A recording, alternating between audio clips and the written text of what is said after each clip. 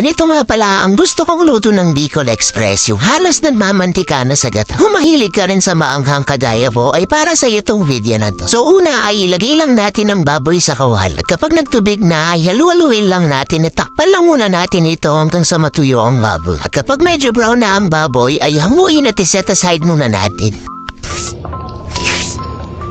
Pagkatapos ay maglagay na tayo dito ng bawang at sibuyas at ilagay na rin natin ang karne. Igisa lang natin itong mabuti at maglagay na rin tayo dito ng black pepper at bagoong. Then haluin lang natin itong mabuti mamami at maglagay na rin tayo dito ng gata.